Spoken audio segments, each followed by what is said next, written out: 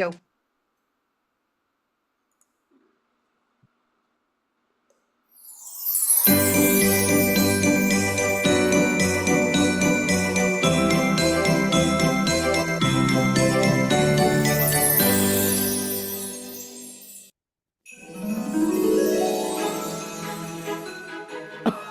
Oh, hello there. Yes, of course, it's me, Santa Claus.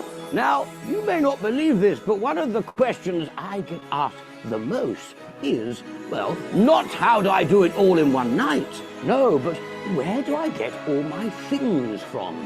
Yes, now, what am I talking about? Well, I'm talking about the finest things I have. My glorious gloves, all my knickknacks and trinkets and things. Yes, all the giveaways. Yes, for me to give to the children before the main event. Yes, if I see them in the streets, if they come and see me, I like to have something in my pocket I can treat them with. Yes, and there's one special place where I can find all these magical goods. And that is, of course, stuffforsanta.com. You should head there now and see what magical gifts you can find. Mrs. Claus, have you got my ice pad? Yes, log me on, I'm going to have a look. I shall see you there. Stuffforsanta.com. Merry Christmas.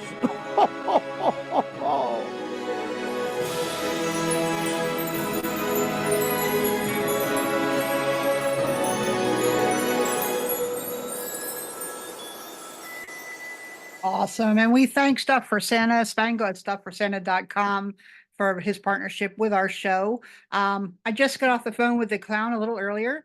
And if you're familiar, Santa Spangle has these Christmas rings. You can go to stuffforsanta.com. They're gold colored, silver colored rings in both men and women's style. The men's ring said Santa. The women's ring say Mrs. Claus believe. They're normally like $75. For our group tonight until next week, they're $40 each with free shipping. So visit stuffforsanta.com. The rings are men's size 10 to 18 in whole sizes, and women's sizes are 6 to 9 in whole sizes. And again, you can choose gold or silver color. They're beautiful. I own quite a few of the men's rings and one of the women's rings. So head on over to stuffforsanta.com and check it out. Boy, howdy, though, am I excited about tonight. We've had a couple reschedules and worked really hard to get this fine gentleman on the show, who I'm proud to call a friend. Now in his 28th year of performing, we have Lee Andrews. I'm totally excited. Lee educates and entertains at schools, libraries, festivals, fairs, birthday parties. He does churches and corporate events nearly 300 times a year. That's a busy boy. When Lee created his clown character, Louie, when he was 2 years old, he had no idea it would turn into his career. Lee has been blessed with the opportunity to travel the world. He's created thousands of smiles for families of all ages. After 4,000 performances, that makes me tired just seeing it. God bless him. Lee is one of the most sought-after entertainers in the Southeast. Lee has a genuine love for dedication and performing and just people in general. To know him is to love him. Lee is just one of the most warm, welcoming individuals I have ever met. He takes that same love and commitment and applies it to each event that he works on. Lee and his wife reside in Georgia with their 6-year-old son, Ashton Michael Andrews, and their 2-year-old daughter, Mackenzie Ray Andrews. Lee treasures the opportunity to portray Santa to thousands of children and their families in South Florida each November and December. Santa Claus is a very important role to Lee, and he ensures that each child receives the Santa experience they deserve. Ladies and gentlemen, please, it's my pleasure to welcome Lee Andrews to the show. Lee, welcome, my friend. Oh, and he left. He doesn't like you anymore. What? Yeah, he dropped off. It looks like he might have. He was on his phone, so. Okay. Well, here's a little filler, if you would be, and these guys are going to kill me, but everyone sees Santa Nathan from Ohio. Hi, Nathan. How are you? Hey, Roger. How are you? Everybody, Good, how are it's you? Roger's and Nathan's birthday today. So merry birthday, guys. How's it feel to Thank be you. like young? You know. So Thank you. Whose birthday is it? It is It's- Roger's and Nathan's. Mine and Rogers. Yep. Yep. Happy birthday, fellas. I did this as your gift, so I don't have to buy you one now. All right. Yeah, happy I'll birthday. take it. I'll take it any day. Right. Yeah. I couldn't figure out why my camera wasn't turning on, so I had to hop out, hop back in. I'm sorry, but I'm here, present I'm and account. I'm glad you're here. That was perfect timing. Right when we got done the intro, you popped off. We're like, well, see, he likes good entrances. So, I have impeccable timing. What can I well, say? I am glad you're here, Lee, and I'm so glad to call you a friend. Thank you so much for joining us tonight. It's my pleasure. I'm glad to Um, be. so where are you at now in your travels? I am currently at a parking lot in what's the name of this town? Fort Dodge, Iowa. I'm performing there in Eagle Grove, Iowa, but there's nothing in Eagle Grove. Nothing. Even the dollar store closes at like 4 o'clock in the afternoon, so I have to drive about 35 minutes away. And I was all excited to do the meeting tonight with all my friends, and then I messed up and screwed up in the last show, and had a little issue with fire. And so now I'm over here gonna find some stuff to help me out, which according to Mel, that's yellow mustard. So I'll try yellow mustard here a little bit later. The cheap yellow mustard works best. That's all I buy is cheap yellow mustard. There you go. You can't afford, the expensive mustard's like outrageous anymore. So, That's but right. so, well, it's exciting. I mean, you've been on the road it seems like forever. Just in the I past few weeks. well I my season starts in February, Mhm. and then I don't start until about 2 weeks into November, and then I leave the week before Thanksgiving to move down to South Florida, and then I don't come home until I fly home from the Bahamas on Christmas Day. So I fly home from Nassau on Christmas Day, and then I'm home about a week, and then trade show starts the first week of January, and I'm gone the whole month of January. So I don't slow down that much. Oh my goodness. Well, you know what they say, a rolling stone gathers no moss, my friend. So that Well, is that's good. a good So, point. so a lot of people don't know this, but you're a Santa down in the Bahamas, correct? I I work in South Florida. Yeah. I live in a home with four other Santas down in Miami, and then I was lucky enough to inherit the Atlantis resort from Leon McBride. So I handle the Santa work at the Atlantis resort down there, and it's a wonderful gig, wonderful people. I love being out in Bahamas, so it's a lot of fun. I enjoy it. It's good. And it's a beautiful atmosphere. I've actually stayed at the Atlantis down there. It's wonderful. So, Yeah, we have a great time. yeah. So let's go back a little bit if you have a few minutes here. Um, Sure. I was reading, in the bio that you sent us. So 2 years old, you created Louis the clown. Pretty much, yeah. Tell From us about that. so I grew up in a little town called Jackson, Georgia. It's a little thumbnail town, flashing light, blinking, the whole 9 yards. The only thing we have is a stop sign and blinking light, and we we had satellite TV, but one of the things that we really only could pick up was the Super Sunday Bozo show out of Chicago. And at the time, Joey Diaria and Robin Urich were on the show, and those are people that eventually I grew up to become real good friends with, and they were like my inspiration. I remember watching the Super Sunday Bozo show, and about the time I was 3 years old, looked over at my dad and I said, "Dad, I want to be a clown and make people happy." And it was just as point blank as that statement was. I want to be a clown and make people happy, and it was profound. And my dad was like, "This is a weird child." So they pretty much dedicated all of that, all of their extra time and money and effort into helping me eat, breathe, walk, talk, sleep, clowning. My dad ran a trucking company, and my mother was a stay-at-home mom. I've never done our family, heritage or lineage, so I don't know if entertainment is in our blood anywhere. But they were not, they were not the entertainment people. So I just was this strange child that they had worked very hard to get, and here I am wanting to do this very weird outlet. And so luckily they instead of trying to stamp out the flame, they fanned it, which was really cool. And and it never stopped from the time I was 3 years old till now. It's still a fan the flame. That's all we do is just eat it, breathe it, live it, walk it, talk it, sleep it. That's it. That's amazing. And what a wonderful catalyst to have parents that support you right from the beginning on that. What was your first gig that you remember? So when I was growing up, my dad, mom, pawn me off to as many people as they possibly could that they heard were clowns or balloon twisters or face painters. So what was interesting was my first ever clowning event was at a carnival. We became very good friends with the McNair family, and Hugh McNair and his daughter Lisa McNair ran the carnival. There were probably 15, 20 rides on the carnival, and then they what they would do is they would have this local group of clowns travel with them. They only stayed in the state of Georgia, and they would go from shopping center to shopping center, and they would do some small county fairs. But we happened to go to the fair one night, noticed that they had local clowns, and so I wound up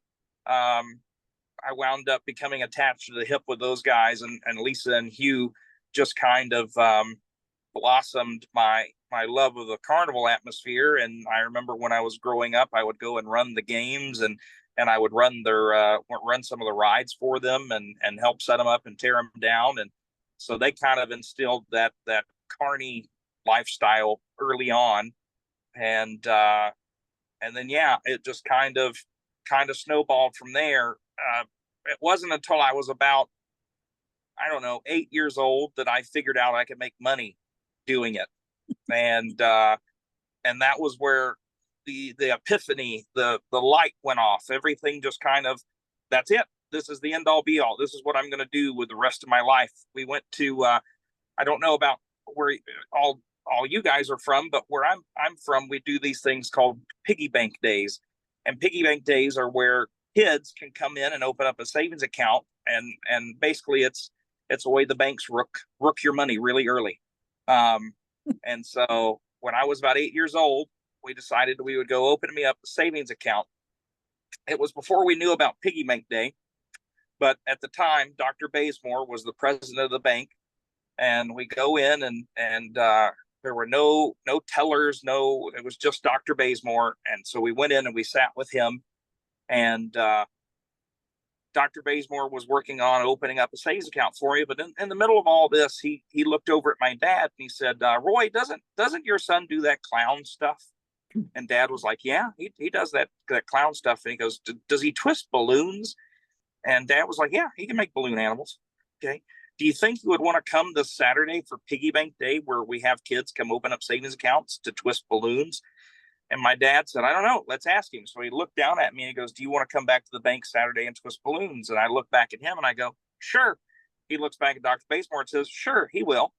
And so Dr. Bazemore goes, so does he do it for free or does he want to make money? Dad says, I don't know. Let me ask him. He looks back, and literally, I'm here.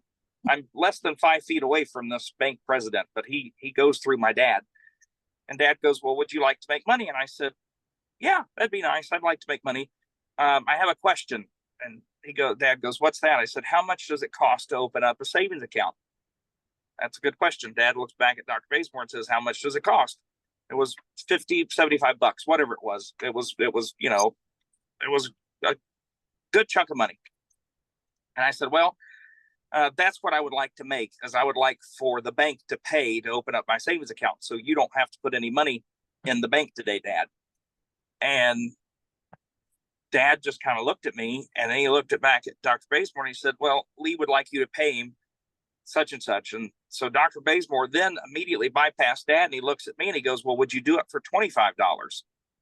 And I go, no, it cost 50 or 75 or whatever it was to open up a savings account. I want you to pay for my savings account here at the bank, rather than my dad having to put money in the bank account. And Dr. Bazemore said, wow, that's really an astute business decision there. And I think we can do that. I said, great. So that was the start of it. And I remember walking out with my chest kind of puffed out and whatnot. We get in the truck, and I tell my dad, I said, Dad, this is going to be what I do for a living. And Dad's like, it's $75, Tonto, calm down. You're not gonna do this for a living. And But from that moment on, my entire mindset shifted from this is a hobby to this is going to be how I make a living. That's amazing. That business sense from just that early age. That's chutzpah, my friend. Great job. So It was what I call a God wink. It was totally, it has nothing to do with me. It has nothing. This was why I was put on this world, and this is what I was supposed to do. And there's no doubt about it. No questions, no ifs, ands, or buts about it. Because I tried other jobs and I absolutely was horrible at them. I can only do this one thing. So I'm very blessed to be able to have known what I was supposed to do at a very young age, because there's people that I still graduated high school with. Here we are 14 years later, and they have no idea what they're doing, and they don't know what to do with their life. And I feel very grateful and blessed that I have a clear path. no, that's exciting. That's exciting. And think of all the people that you have blessed with that clear path. That's fantastic. Now, sticking with the clown side, tell us a little bit about how you came up with Louie and how that has evolved into the show that you're doing today. Sure. So this is a secret that not many people know. The first clown name that I ever had was actually Sprinkles, given to me by my father. And I hated that name, absolutely loathed that name.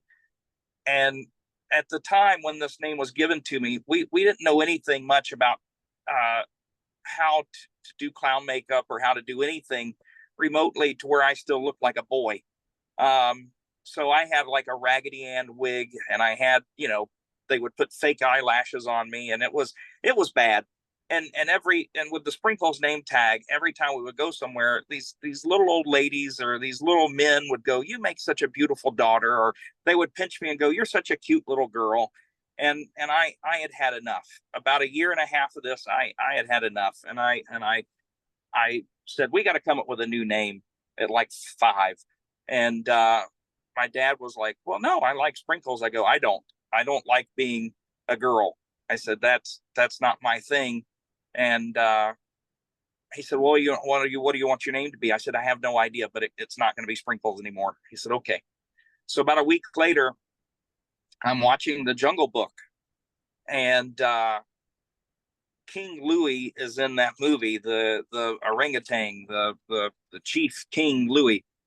And I decided that I liked the way Louie just rolled off the tongue. It wasn't an odd name. It still sounded like a real person's name. So my dad is in the middle of doing paperwork or something. I go, "That's it. My name is Louie. That's what it's going to be." He goes, "Louie?" I said, "Yeah." He goes, "How are you going to spell it?" I said, "I don't know. I'm 5. I don't know how to spell it, but my name's going to be Louie." And he was thinking. And so my full name is Franklin William Lee Andrews. Why my parents hated me enough to give me 3 names is beyond me, but they did. And so he thought that it would be appropriate to take Lee and the W from William and spell it Lewe. And that's how it was spelled from 5 to 7 years old. And then a newspaper person in our hometown did an article on me when I was about 7.5 or so, and put a hyphen in between the W and the E. And bless you. That's my son. You got another one? You can do it? Nope. Okay. Oh, yep. There's another one. Bless you. Bless you. So the newspaper gentleman decided to put a hyphen in between the W and the E, and we really liked that. So it just kind of stuck, the LEW-E. And it was a name that at that point no other clown had. And still to this day, I don't think I've ever met another Louie the Clown. I've met like Baba Louie. I met things that people, like they put names before Louie, but I haven't met another Louie. And I've only met 2 people in my life that spell their legitimate God-given name just like my name, LEW-E. And it's happened on a fairgrounds twice now. There have been gentlemen that have come over with their driver's license, and we are just floored. They said, "We have never seen another person with it spelled this way, but this is the way our grandfather spelled it. And so this is how our names are spelled." and so Louis is just an extension of me. In terms of character, it's always been about how to take things I love, how I things I don't like about myself, things I find interesting, and how can I amp them up by 11 so that they're really exaggerated. And so Louis has really just grown up with me, and the character is just an extension of myself. So I just kind of take my little dial, and whenever I get dressed and I go out to do my show, I just amp it up to 11, and I try to do things that would make regular me uncomfortable. So Louis, when I go and do a show, is very mouthy, and he doesn't really care what he says, and he'll call down the thunder from anyone, and nobody is safe. He'll attack teenagers with verbal humor that they don't expect to come from a clown. And I would never do that, just as I sit here talking to you guys. So that's kind of, it's finding my comfort zone, and then figuring out things to do to step outside my comfort zone, and how can I push the envelope. And I love seeing just what I can get away with and where the line is, and just exactly what I can do to cross it. Because I found that I can tend to get away with murder on a fairgrounds, because that's my main bread and butter now is working in state and county fairs. So I can get away with a lot, which is quite fun to play around with. That is fantastic. I heard recently you had a child heckler. How do you handle hecklers that just come up when they get in your way, or there are many ways to handle them. A true professional, wonderful children's entertainer would tell you treat them with love and kindness. I treat them like absolutely snot-nosed brats that they are. And I have no problem. I'm all about an energy match. So if a child comes to me with this combative, snotty, rude, arrogant attitude, I match that right from the get-go immediately, and I combat them with that. And 99.9% of the time, they're so shocked that they've just been come at with the same attitude that they approached you with. They don't know how to respond with that. And the attitude is dropped relatively quickly, because they're like, wait a minute, we don't have the upper hand anymore. How do it's like watching Inside Out. You see the little monsters in their head going, Mayday, Mayday, Mayday. We don't have to communicate with this guy. So that's what I do. I meet them with the same energy. In terms of what heckler Roger and those guys told you about, because I'm sure that's who this comes from. I try to put those in the back of my head, so I don't remember exactly what instance it was. But I will also say this: if friends come to see me on the show on the road, I tend to pump the brakes a little bit, so I seem on my best behavior when they're around. And so, yeah, I try to hold back the best I can. so we need to be undercover when we come to see Lee perform, folks. Just Don't tell me you're coming. Just come under. Just come under. Wait until I notice you in the crowd. That'll be the easiest way, and then you get to see the real ferocious guy. But yeah, no. My main thing is I go out. My show trailer at fairs is 47 feet long. It's wrapped on one side to look like a bundle of fun, like it looks like a circus, and then on the opposite side, it's just a plain travel trailer, because I want to leave work on one side, and I don't want to bring work home with me. And when I walk around, I have a show preset. I know A, B, C, D, E, F, and G of what I want to do, but really, I go out and I gauge the crowd, and I see where they're at and what they want to do, and I'm just there to play and have fun. So if I get through A through F, great. If I only get A, B, and C done in 25 minutes, great, because I know they had a blast watching me do whatever it is I do. I go out and try to do as little as possible in 25 minutes as I can, because I believe in going out, having fun, and playing, and working smart, not harder. So That's my goal every time. That's amazing. I think if you have a job that you love and you can play at, I think it's at that point, it's just part of you. It's not even a job. And obviously this has been a calling since probably you were in the womb. So it's something that you definitely love to do. Before I switch to the Santa side, before we switch at our halfway mark, can you tell us one thing in closing of this clown side that helps you in your Santa portrayal?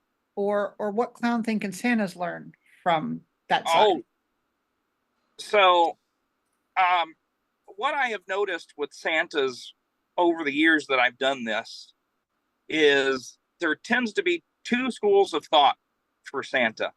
You have the regal and royal portrayal, where you're this old worldly figure who is all knowledgeable, and children gather around, and just this wonderfully well spoken person. And then you have the Santas who don't mind having fun and being very not approachable is not the word, because you can be regal and royal and be approachable, but at the same time you are more homely. You're more crazy uncle. You're more fun. And my earlier portrayal was more of the regal and royal, because I thought that I couldn't bring the fun and the clown side to Santa. And then I found out real quickly that kids call that out because they see you trying to be something that you're not. You're trying to be Santa Claus.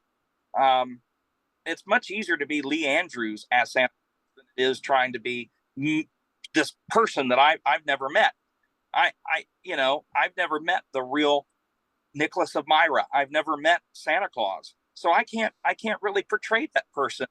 But I can pull and pick from different experiences I've had with Santa over the years, um, and what they've instilled in me. And all of those Santas that I remember from my childhood, they were fun, they were crazy, they Steve Gillum ish nuts, but not quite as nuts as Steve, and they talked faster. So I would encourage all of the Santas to try to find the fun and funny in situations, because that's what makes you memorable. Um, if you can find humor, or you can find a way to joke or make yourself vulnerable with a child, when the children leave, they leave with this mindset of, holy crap, that might have been that he might have been crazy enough to be the real guy. There's no way he would have said the things that he said if he wasn't Santa. That doesn't make sense. Like, wow. And also, one thing that I learned early on in clowning is you never stop talking, because when you stop talking, that's when the audience thinks that they have control, or that they can input their uh, own material. And so as Santa, I dominate the entire conversation from the moment the child steps up to the chair to the moment the family and the child leaves. Um, and when I say dominate, I am trying to lead the conversation in the direction that I would like for it to go, so that the child has a very memorable experience, and the non-believers, if they're in the group, don't have an opportunity to catch me in an awkward situation. So always be ready and prepared to dominate that talk, and not be afraid to be in control. Good advice. Good advice. Folks, we have been talking with Lee on the first half about how he came up with Louis the Clown, and we're about ready to put him in the hot seat for a couple other things. But right now, let's have a word from our sponsors, and we'll have a little bit back with our trivia question. So here we go.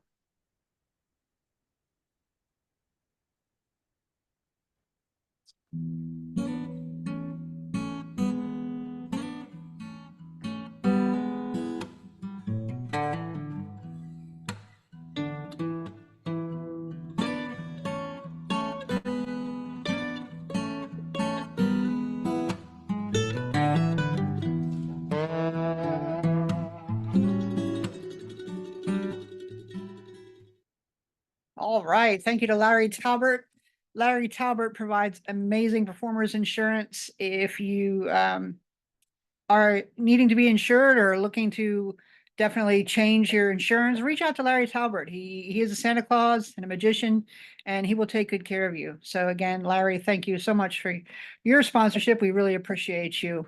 And now today's trivia question. I let the birthday boy pick. Let's see, Roger, what question did you come up with today? Would you like to read it? I guess Roger, not. The man who voiced the Grinch. Go ahead. You reading it, Roger? Go ahead. My microphone's not on when that screen's up, so you get to read it. Okay, fine. Anyway, the man who voiced the Grinch in How the Grinch Stole Christmas was most famous for playing what popular Hollywood monster?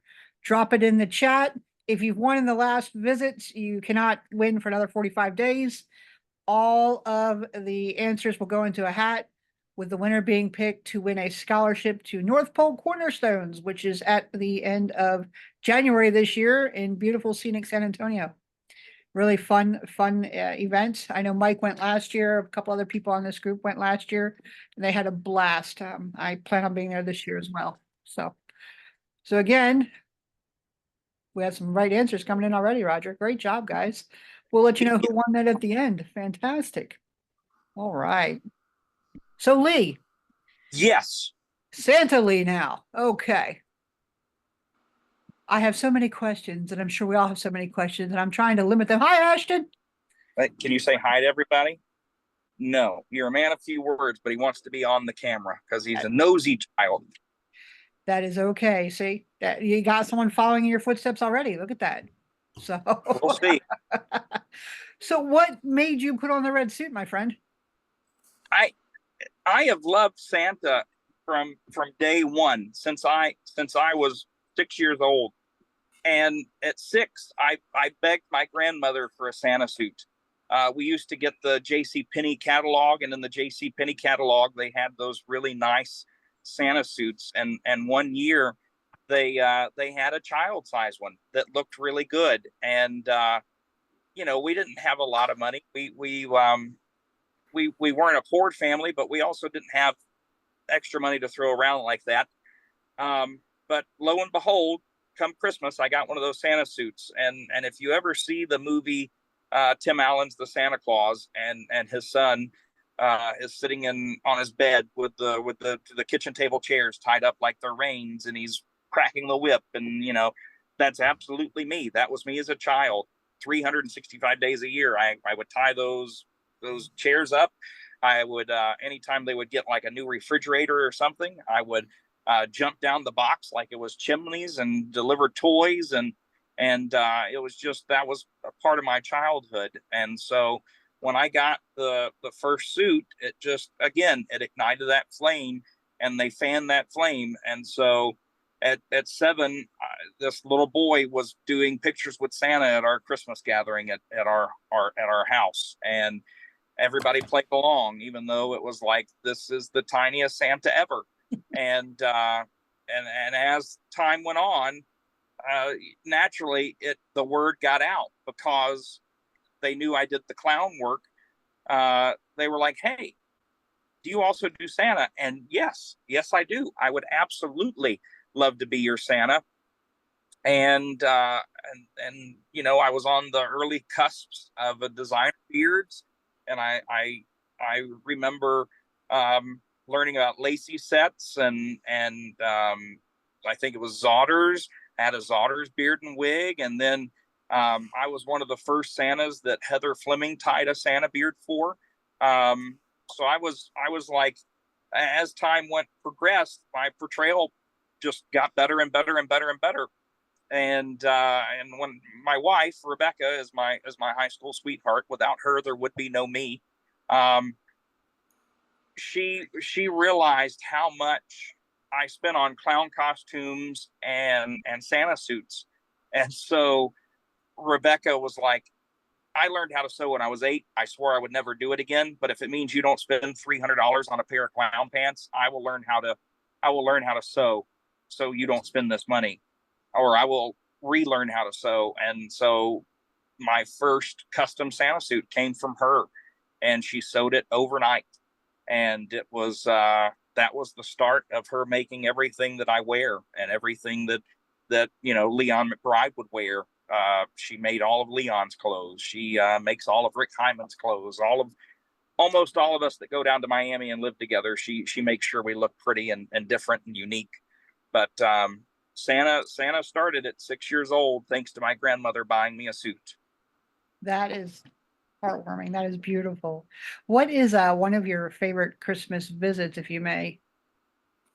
Um, I've had a lot.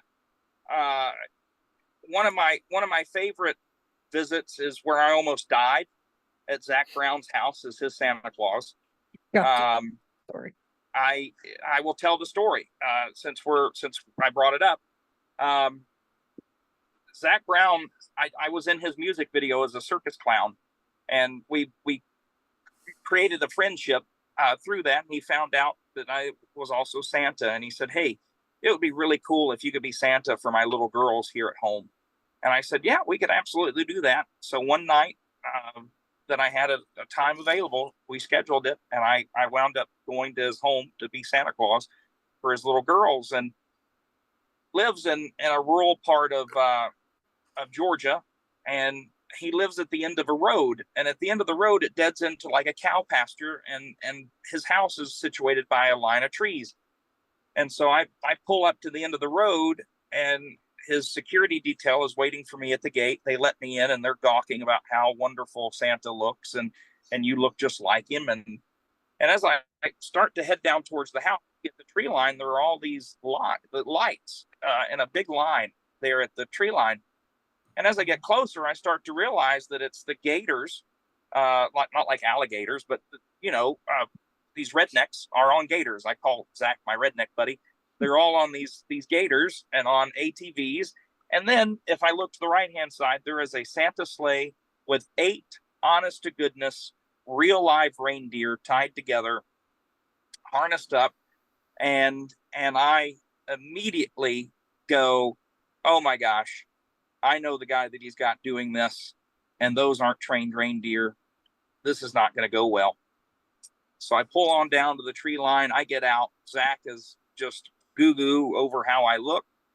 And I look over, and sure enough, the gentleman that owns the reindeer in the sleigh looks over and sees it's me, and he knows the jig is up, because I'm going to tell Zach that these are not trained reindeer and that this guy has lied to you to get your money. So he comes over to me and he goes, "Look, please don't blow this for me. This is a good paycheck tonight. I'll lead you down to the end of the road here, and I'll hold on to the reindeer and walk you to the house so that you." And I go, "Okay, that sounds good," because he had sold Zach that these were trained reindeer that can all pull this sleigh down to Zach's house, and all I have to do is say "whoa," and they'll stop. And for whatever reason, he believed this gentleman. So sure enough, I load up in the sleigh, and there's tons of toys and whatnot in the sleigh, and all 8 of these reindeer that hate each other are tied together. And Scott, who's the gentleman that owns these reindeer, start taking us down the driveway towards the house. And so we get about maybe 50 feet down, and I'm holding the reins, and I'm looking around and starting to take in what's going on. And I'm going, this is pretty cool. I really wish I could have a picture of this. I've got 8 real reindeer pulling a sleigh. I look pretty decent tonight as Santa Claus. This is awesome.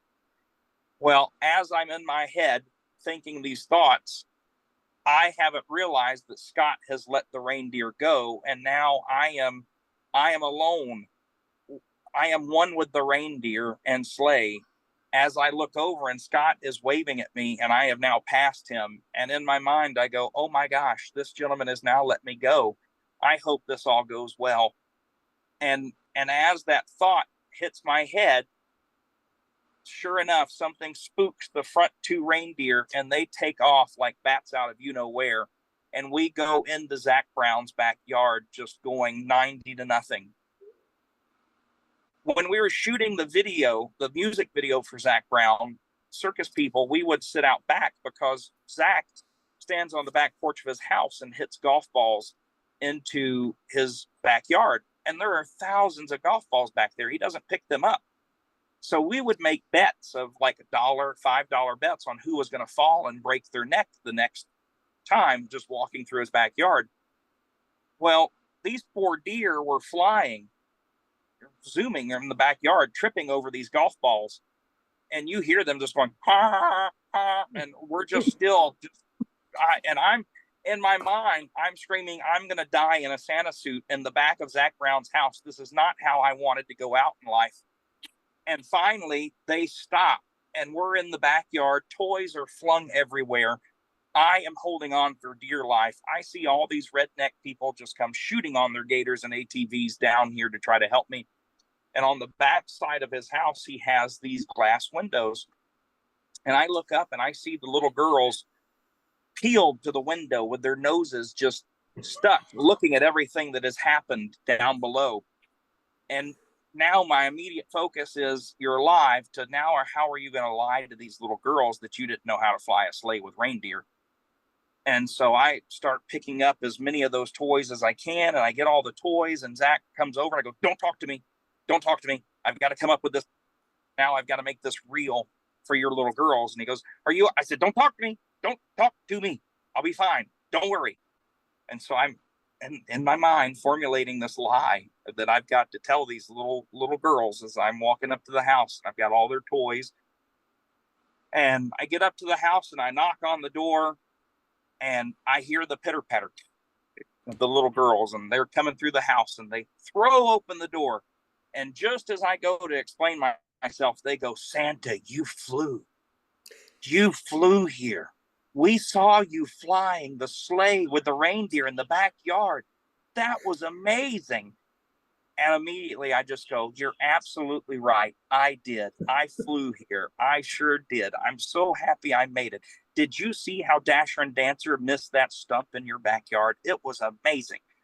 And so I stayed for about an hour and a half. And we had a ball. They were really sweet children. And I go to leave, and Zach has already gotten rid of the reindeer. And so he puts me on a gator to take me back up to my car where he's parked me. And he goes, dude, that was awesome. Can you come back? And I go, oh, sure, I'll come back. But I will never come back here as long as you have reindeer, ever, ever again. And he goes, you don't have to worry about that. We won't do that. I said, good. And so until his children aged out, I got to visit with them. He would fly me back depending on wherever I was, or if I was still local, I would just go over and see them and take pictures with them. And they would always go up and ride the Santa train in North Georgia at the mountains. And the little girls would tell me about the grumpy Santa that was on that train. And that the real Santa comes house, but he was just so grumpy, and I always loved hearing about the grumpy Santa on the train. But that was a memorable visit. Another one, it wasn't really a visit, it was a moment I got to spend with my mom. In high school, I was offered an opportunity to go fill in for the mall Santa Claus, and that's local to us. And it was not during Christmas break, but in my school, I had what I was blessed with called the work release program, where I could send an email or a text or anything to our principal or to a teacher and say, hey, I got a gig. Can I go do this? And they could either yay or nay it. So the day before, I had the yay to go be the mall Santa Claus for the day. And it's a very foggy morning, and my mom's driving me because I don't have my driver's license at this point. And she's driving me to the mall, but she never believed in taking highways. She wanted to take back roads everywhere. So we're on a foggy back road, and I am full Santa mode, like ready to go. I didn't want to get dressed at the mall.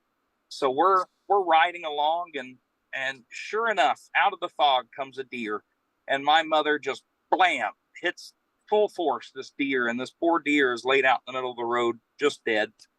And she's freaking out. I'm freaking out. I'm worried, making sure everything's okay. Well, the van still works. We could still drive, but she wouldn't drive away. She looked over and she said, Lee, you need to go move that deer out of the middle of the road because that's a poor defenseless deer and you've got to go get it. And I went, no, do you see how I am dressed? I am not going to go move a deer out of the middle of the road. She goes, well, I'm not going to do it. I'm a lady. I said, well, I understand you're a lady. And if I was dressed differently, I would go move the deer. Well, she started to cry. And so, sure enough, I get out to go move the deer. And so I have these intrusive thoughts sometimes of hoping things don't happen. And as I have this deer, I can't drag it to the immediate right side because that's a big drop off. And I don't want this deer going down this big drop off. So I got this deer and I'm taking it across the road. And in my mind, as I have this deer pulling it across the road dressed as Santa Claus, I go, please don't let a school bus come up while I'm doing this. Sure enough, what happens to come around the corner? A school bus full of elementary school age children, as Santa has this dead deer, and I've got it, and I'm pulling it across the road, and I let the deer go, but the deer's clearly dead, and the children are right there. They see me. The bus is now stopped, and as the bus starts to pull away, I don't know what else to do other than just wave and smile. And so I get to the mall, and my mother at this point has gone from crying to laughing because she's like, this would only happen to us.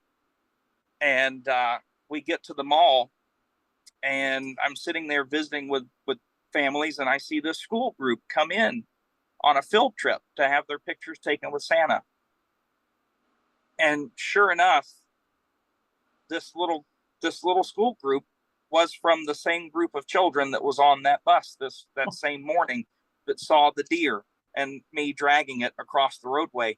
And so the first child is so distraught, crying. Just she comes up, she goes, Santa, please tell me your reindeer's not dead. And I'm going, what? What are you talking about? And that's when I realized that this group of children had seen the Santa dragging the deer across the road. And so I no, the deer wasn't dead. Absolutely not. It was just having a little nap. That's all that was going on. And luckily they bought it. And yeah, that was a fun situation. Yeah. Yes, Ashton, it did die. Thank you for adding to the story. I didn't tell a lie. I was just trying to make the Christmas spirit last for everyone. Yeah. Way to think on your feet, Santa. Right. Yeah. Deer couldn't do it. I had to do it for it. But yeah, those were two fun situations. But there are special moments that happen a lot. And you know, children, the darndest thing. So I enjoy every single time I get to visit with a family or a child just to see exactly how this is going to unfold. And that's, I think, the magic of Christmas for sure. So I want to just real quick, I do this to everybody on our show. Before we get into just a brief Q&A session, I just want to rapid fire some questions, actually. Oh, no. Okay. Okay. Real or fake Christmas tree? Fake. All my kids' wife are allergic to real. Me too. I hear you there. Hot cocoa or eggnog? Ooh, cocoa. How about your favorite Christmas carol? Oh, come all ye faithful. Gotcha. Winter or summer? Winter. White lights or colored lights? Different color lights. When do you decorate for Christmas? Halloween. Me too. How about your favorite Christmas cookie? And you cannot say a round one. My favorite Christmas cookie is good old fashioned chocolate chip. Amen. And your best advice to keep the magic of Christmas in your heart?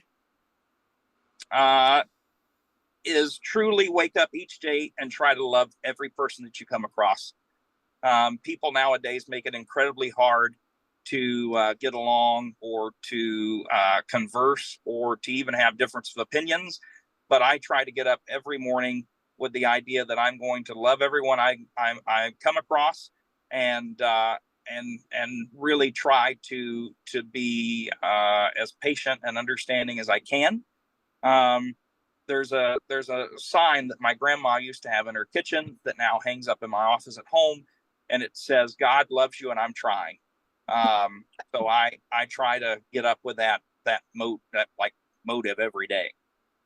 That is amazing. It's a wonderful outlook on life, Lee. And that is, we are the keepers of Christmas magic. And when you think like that, that's a beautiful, beautiful thing. So real quick, if you don't mind, and I appreciate it, I know you're on your mobile phone, but let's Yeah. open it up to the group and take the spotlights off of us for a minute. And They don't have any questions. they don't have any questions. No, they don't Oh, want to hear. we have a very quizzical group, Lee. So I can always count on at least Mike to ask a question. Phineas. Yeah. I'm not going to ask the boss a question. Anybody have any questions or comments for Lee?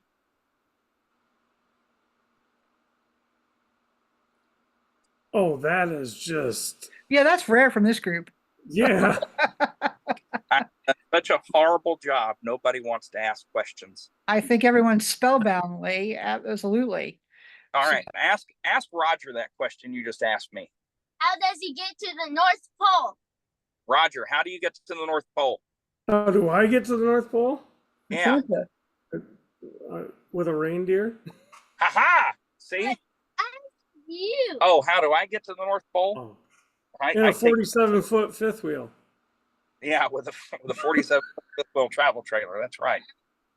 Yeah, with our show trailer. Santa doesn't let me go to the North Pole without it. Can we ask Ashton a question? Oh, Ashton, they want to ask you a question. All Hi, right, what is? Ashton. Say hi. Like, make it easy. Okay, I promise. I'm Melissa, okay? What's your And- favorite thing about Christmas? Opening presents. Oh yeah? Presents is great. Very, very good. What's your favorite Christmas cookie? Everyone. Everyone. That's What a about good Chippy? answer. Don't you like Chippy? I do. He's got an elf on the shelf named Chippy that's a troublemaker. Oh, you gotta watch them. They are definitely troublemakers. But hang on. He made a zip line down from the stairs to the tree. Pretty industrious elf there. Very good. He sounds like a mischief maker. And one last question, Ashton. If you Okay. had to tell everybody in this group how to have a Merry Christmas, how would you tell them? Would you say pick your nose? No. No. Would you say have a Merry Christmas? All right, say it. Okay. He's not a good puppet boy. He is great. Well, big round of applause for Ashton. Thank you, Ashton. Yeah, right. I've got a question for Lee. Okay, go Uh-oh. right ahead. Hi, Lee. Question: how many blow molds are you up to? That's a very good question. There's 3 in the back of my truck right now, which would make it 474. Oh, Yeah, because I'm a big blow mold plastic light up decorator collector. So 474. Yeah. I wish I knew you before I left Arkansas. I gave like 25 1960s versions away. Oh man, I tell you, I've loved them since I was a kid, and that's why I decorated Halloween. All the neighborhood kids expect them to be out by Halloween because I leave not long after that to go down to Florida, and I never get to see the display.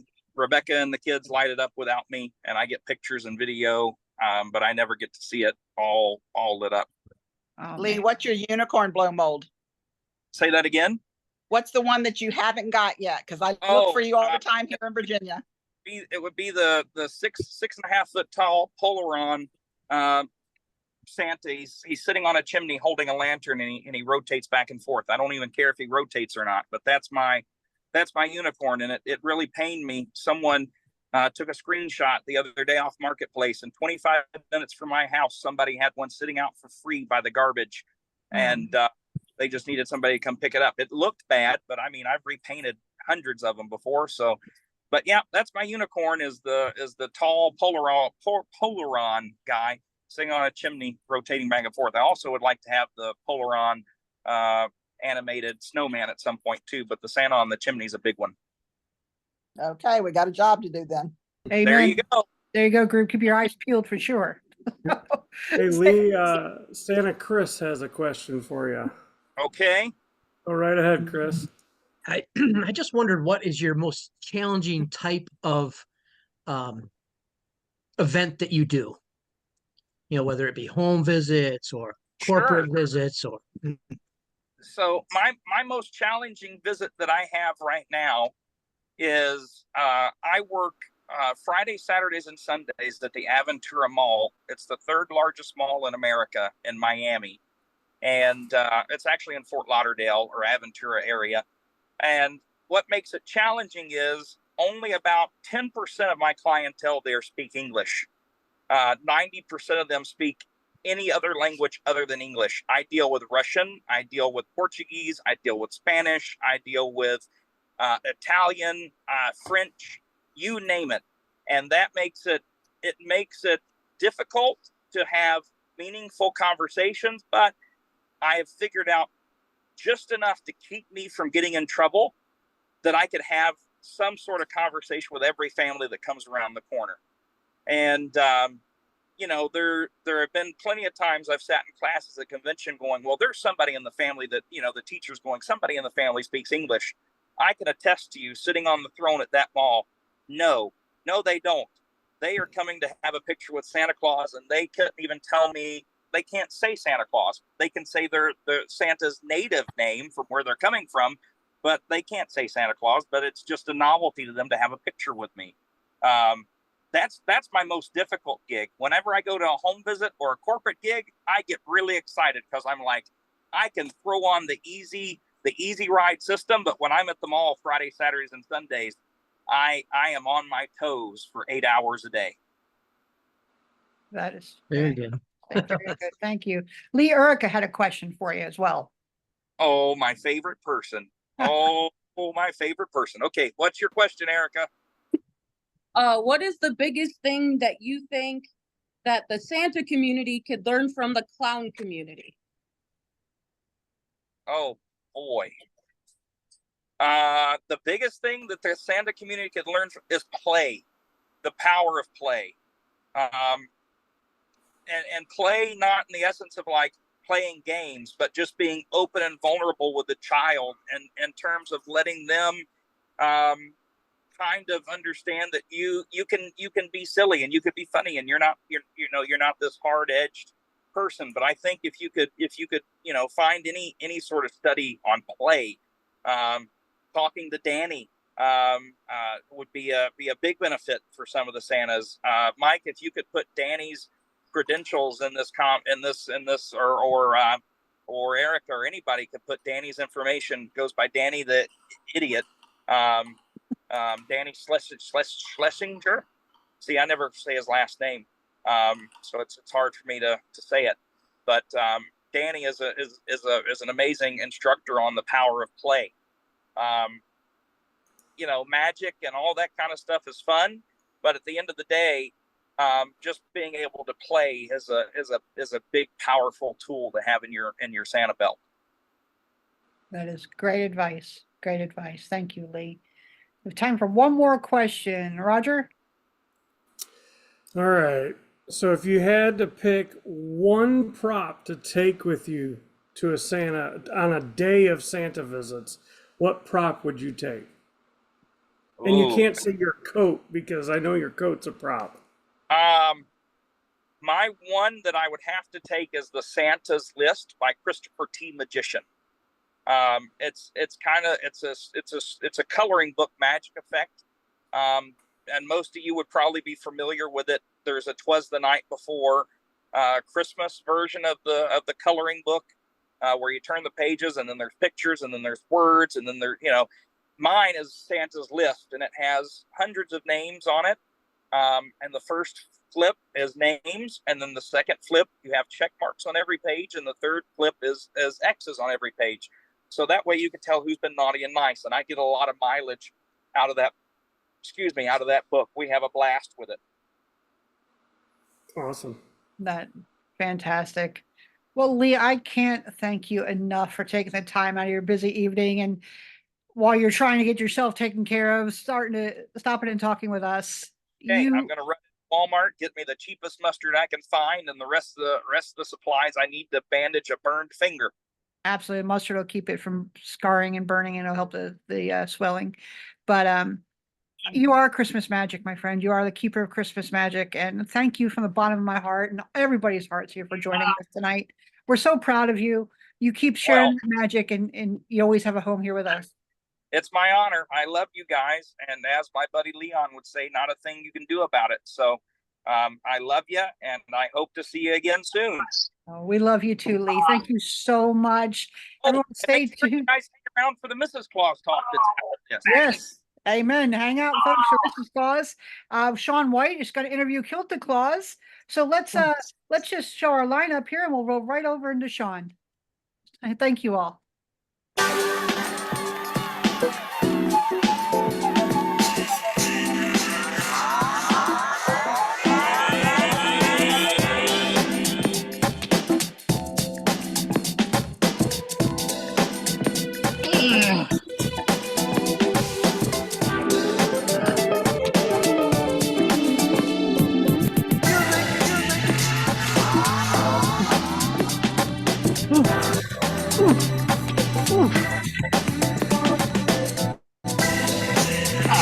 Come on.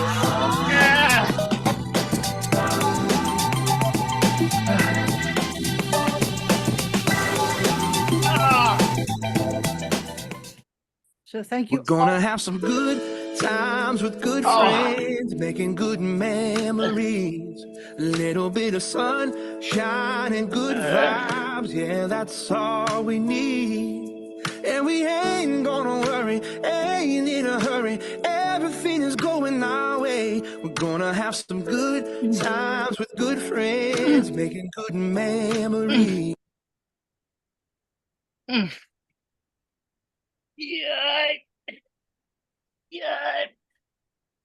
Welcome, Mrs. Shawn White. How are you, dear? I am well. Fantastic. Hello, everyone. Oh. I'm sorry, what were you saying? Go right ahead, dear. Show is yours, my friend. Okay, you hearing me okay? I thought you were gonna help me with this stuff. Yeah, I said Chucky's going to the Oh. post. We have all kinds Oh, of she come to interesting. picking up her Okay, do I have Kilt Claus on here yet? Let's see. Going on here. He's in there. I'm Fucking pulling chickens him are up. eating my blueberry bushes. If everybody could mute themselves that aren't talking, that would be great. Thank you so much. Yeah. push it along.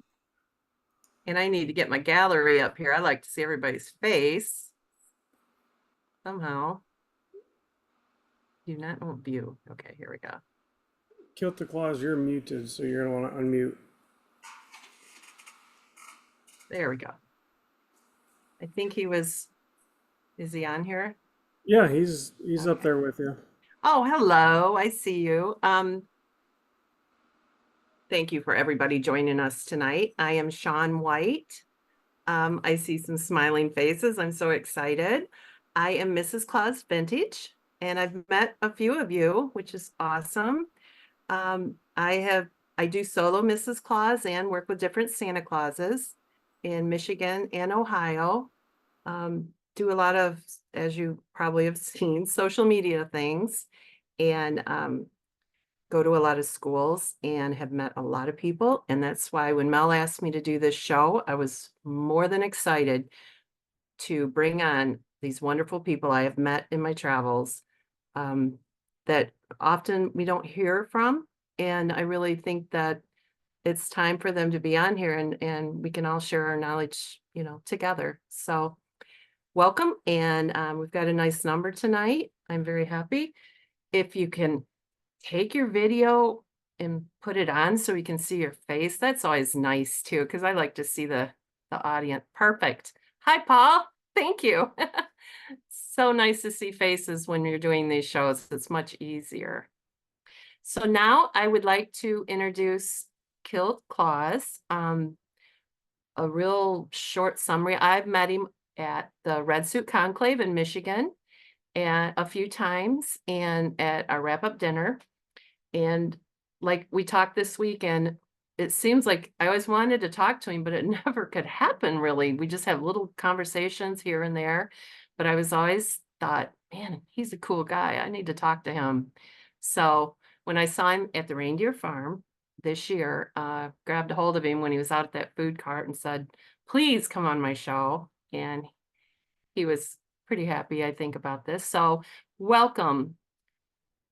And I would like you to introduce yourself and tell us a little bit about yourself. Can't hear. Sound's not working.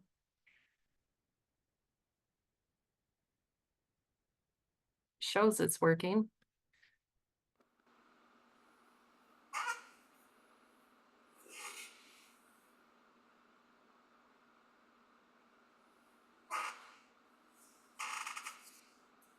I hate it when this happens, especially when it's your first time to go on the show. It's a little stressful.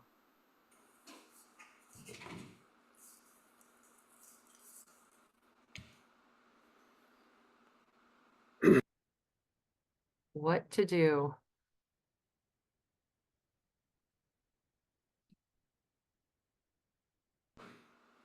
Hey, Kilter Claus, is there a message on your screen anywhere saying the meeting's being recorded? You might need to hit OK.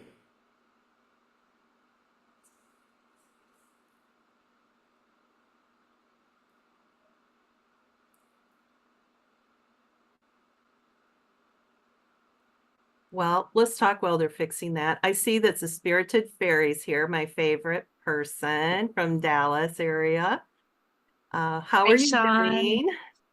Doing well. I actually had a Mother Goose event today, which was lots of fun.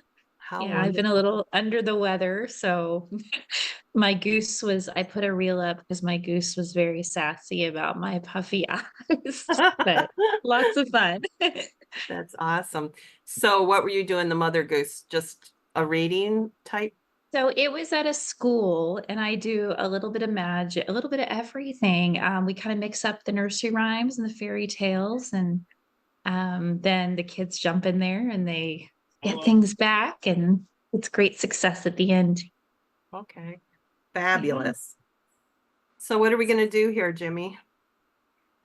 I don't know. What's happening is it's saying my browser is allowing me to get volume. Roger? It's not saying Let's see. allow the audio. So you're in your browser? Good times. I used this computer during COVID and it works fine. Are you in Chrome? Yes. All right. I believe usually in the search bar, there's a microphone and a camera that should show up when it's trying to access that. Do you see that? Yeah. Is the microphone grayed out? The microphone has an alert, and it's saying the browser won't allow the microphone. It's preventing you to access your microphone. Yeah, so click on it and see if it gives you an option to allow.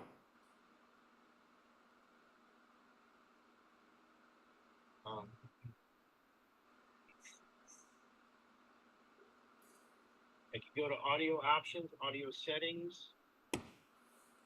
Glad we have such a smart Santa here that. Yes. Why ain't that smart? The problem's not fixed yet. Yes, I am so sorry about this. My apologies. It's okay. Things happen. This is a fellowship group. We're here to support one another, and this is a perfect example.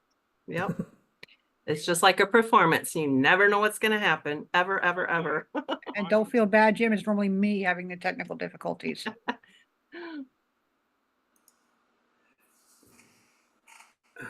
You know, I'm not seeing it, but Chrome just updated the other day, and I bet you that did something to it. Do you want me to leave my phone on and do it this way? I was going to say, I can hear him pretty good through the phone.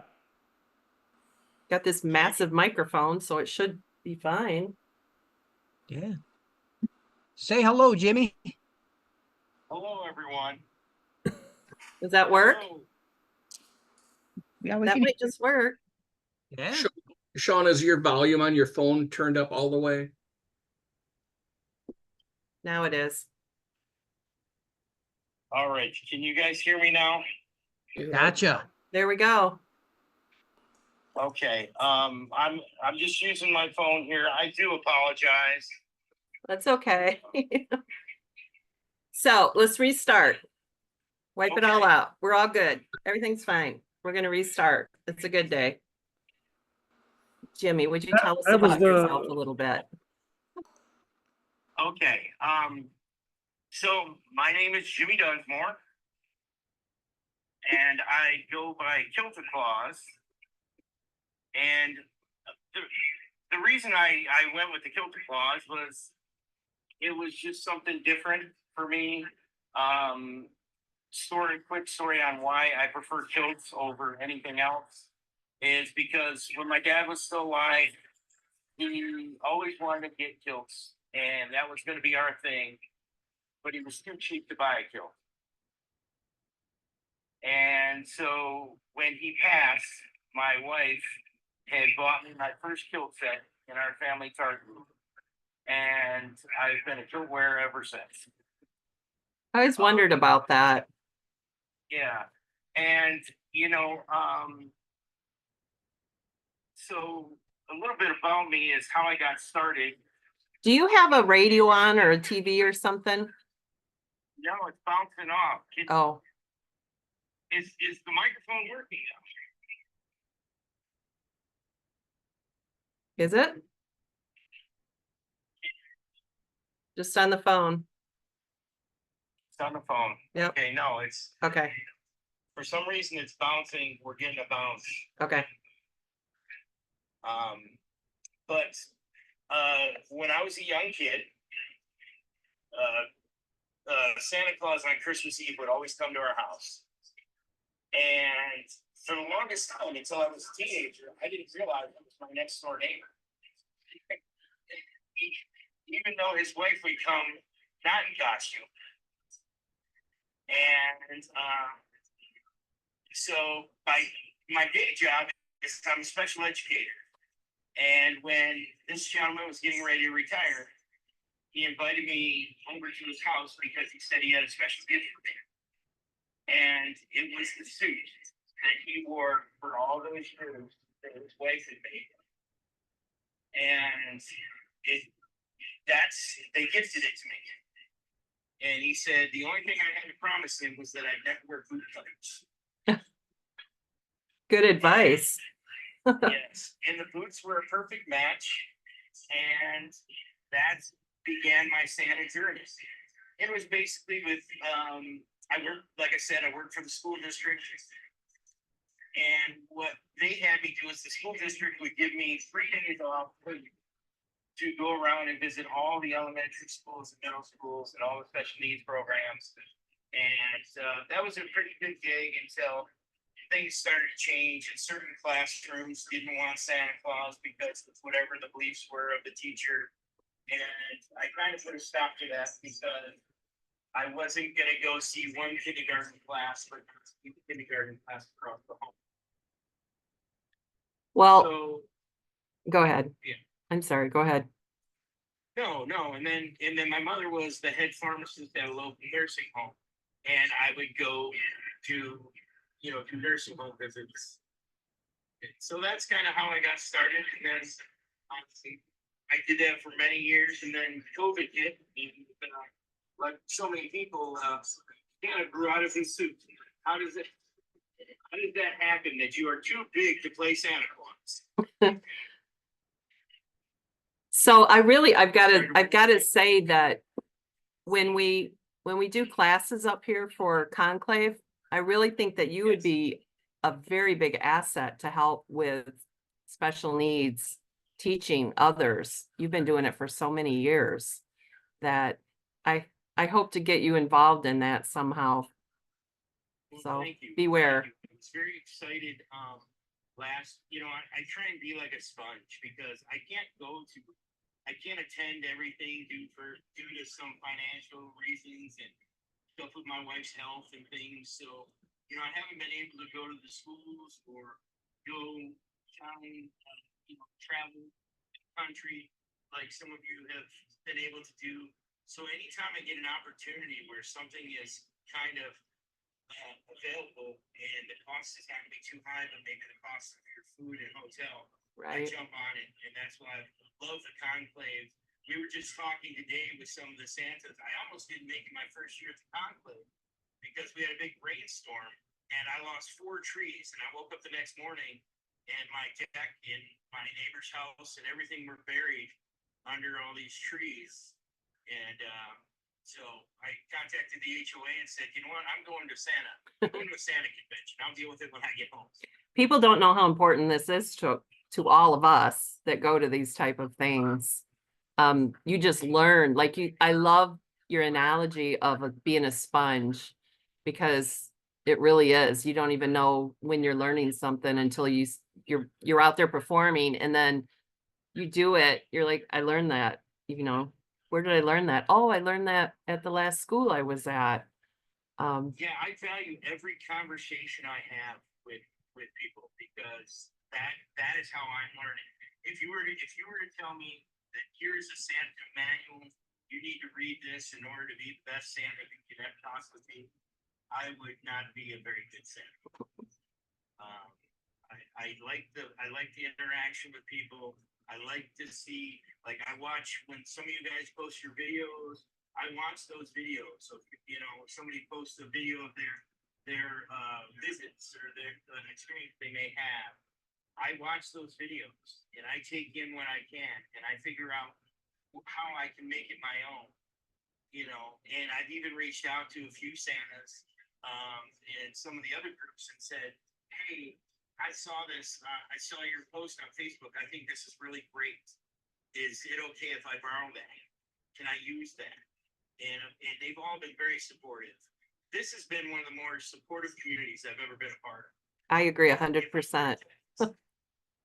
I agree 100%. I've met some of the best people. And you go away, like I spent a day doing pottery or afternoon with some girls, Mrs. Claus's, and it was just so good for the soul. So many of these things, you just feel so good about yourself, and you can rely on these people because we all do these crazy things and the rest of the world does not understand this stuff. So I want to ask you some questions. I want to get to some, I've got some outline, but not too serious outline, just to keep me on. Let's see. I want you to tell about your other job that you do that I'm kind of fascinated by. I think it's super cool. Your nighttime job, I would assume it is. Oh, well, I was gonna mention that when I said about this community being so, you know, open arms. It is not so much open arms in the comedy world. He's a comedian, you guys. Yeah. So super cool. So when I'm not portraying Santa Claus in the evenings, and occasional weekends, I do stand-up comedy. And it just seemed such a different thing from being, you know, a Santa. You can't say a bad word. You have to behave yourself. And then a comedian seems like it would be so much fun. I don't know. The opposite. Well, the thing is, I started doing comedy because when my kids were born, I wanted to be very involved. And so I coached a lot of Pee Wee sports. And this was all before I was doing Santa. I coached a lot of Pee Wee sports, and like you said, you really have to be on your toes and watch what you say. Mm-hmm. And you know, then I got involved in middle school ministry, and again, another area where you really have to watch what you say. And I teach all day long. I've been doing it for 35 years, and so you got to watch what you say. Yep. So we were just heading down to a Tiger game with Tommy, and a colleague, teacher friend of mine said, you know what you said at the water cooler the other day was pretty funny. You should call Mark Ridley's open mic and try it out. And 20 years later, I am a definite Gemini. Let's just say that, Shawn. I have my Christmas persona, which is Kilted Claus, and my comedy persona, which is the Friday. So Yeah, I would say I've got a couple. Also maybe like Thelma and Louise Adventure on the other side would be me, I guess. But hey, it makes for a well-rounded person, which is cool. Let's see what's some good questions here. Okay, how does your experience as a comedian influence your teaching or your role as Santa? How does it come out? Do you use it? what was that? When you're Santa, do you feel your comedian self or your teacher self? How does that all intertwine to be a good Santa? What do you Well, it was real hard following. I'm going to start off by saying it was great to see Santa Lee for the first time. I've never seen him, and I watched, even though I didn't log in. I watched the interview prior to ours, and I think with him saying that the key is just love people, and I try that in teaching. I mean, perfect example. The other day, yesterday, as a matter of fact, I was offering to help a student open his lunch and got punched right in the mouth. But you just move on because the day ended with him giving me a big hug and saying he was sorry. So that's the end of it, you know. And I think my experience as a special educator is a lot of times talking to other Santas, and I think that Bruce and Kathy gave a great course at the last conclave. I was really excited to hear what they had to say, to be able to contribute. Because a lot of times you feel like you're sitting in the back of the room and you don't have anything to say, and you know. So I got really excited because that was something I knew a little bit about. We need to get you more involved in that conversation. What's that? We need to get you more involved in that conversation with them for the whole group. Because even though I mentioned yesterday, or mentioned that I got punched in the face yesterday, if I see a student with special needs approaching me as a Santa, the first thing they're going to do is, I know they're going to come for my face. They're going to get their fingers tangled up in my beard. And I know how to handle that. And it doesn't bother me. I've had so many parents tell their kids, no, don't touch him. Don't touch his face. Don't do that. And I've just told them it's okay. Because you get a student who may be visually impaired, you know, they're going to want to feel your beard. They're going to want to feel your cheeks where your beard separates. You know, they want to know if it's real. And it's really I think I've really benefited a lot. Like, it's helped me to where I may be lacking at other areas. The special needs department, I think I've got it down pretty well. I would say you do. You would have to. It's recognizing. It's recognizing that the kids, you can see the kids in line that are different when you're waiting to see each kid. And so you mentally prepare for that. You say, what would I do at work? What I might do at work, I'm definitely not going to do here as a Santa. You know, you kind of juggle it. You know what I mean?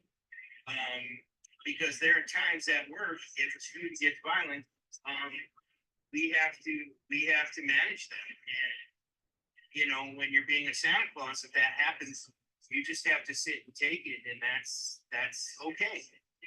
Well, let me ask you, I've had a question that nobody's really been able to help too much with.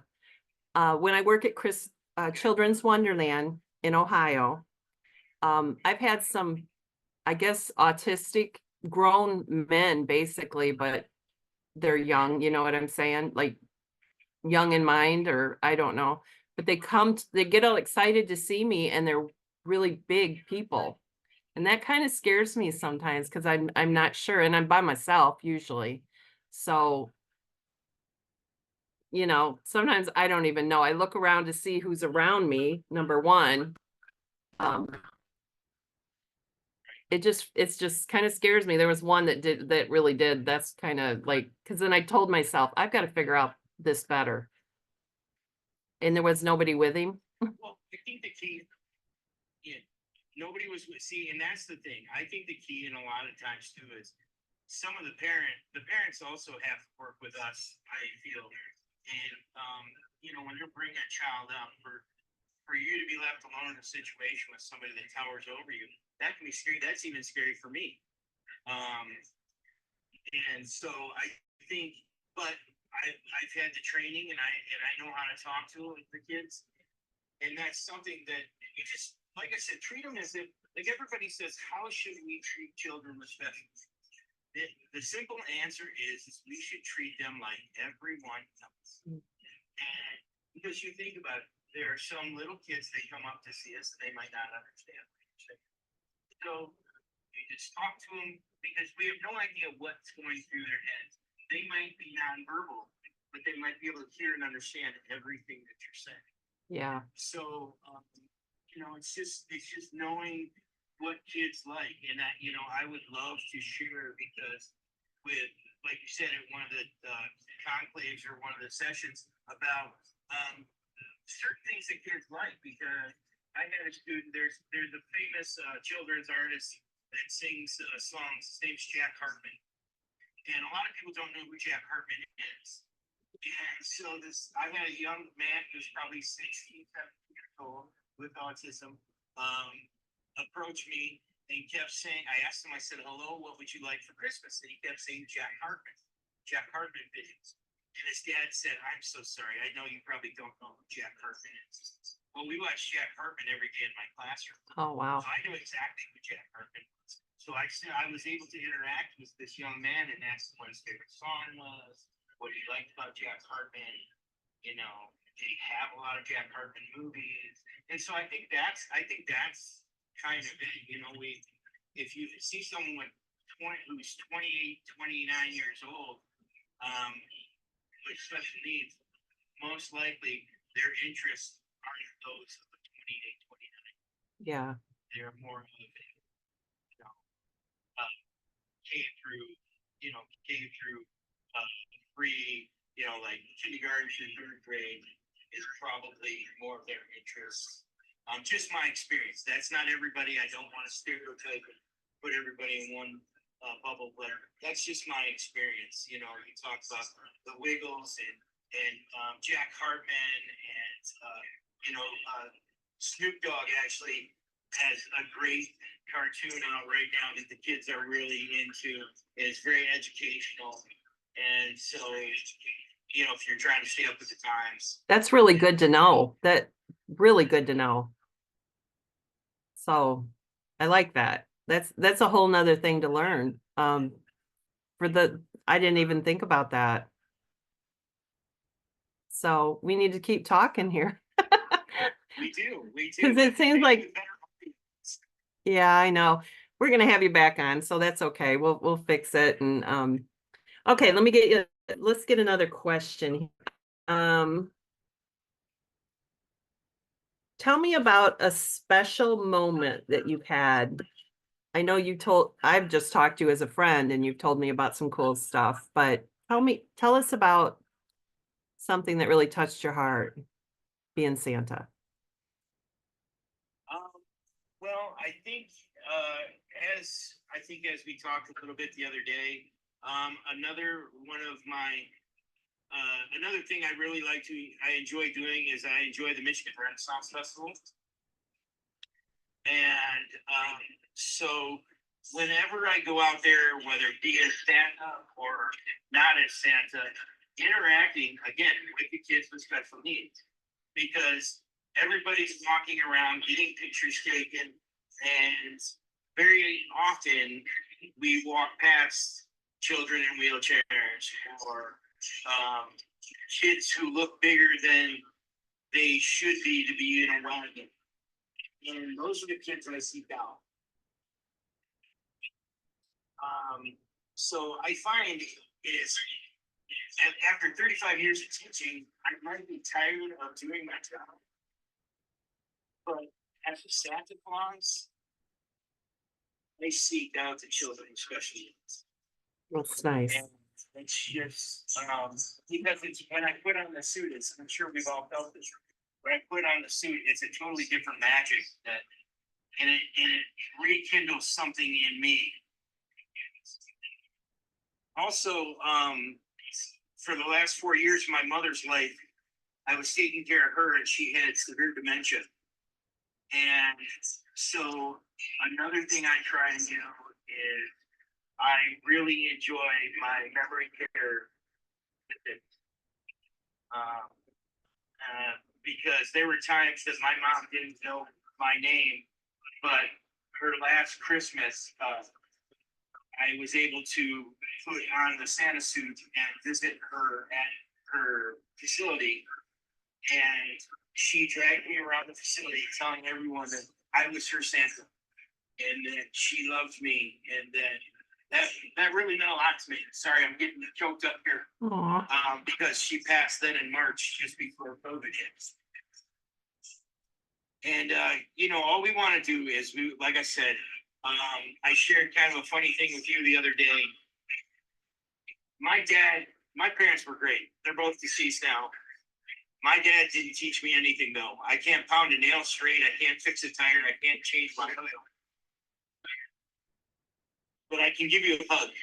I mean, he taught me. They taught me how to love, and I think that's what's made me the man I am. And I think that's why now my daughter works in a nursing home, taking care of memory care patients, and my son is gone on to be a pastor.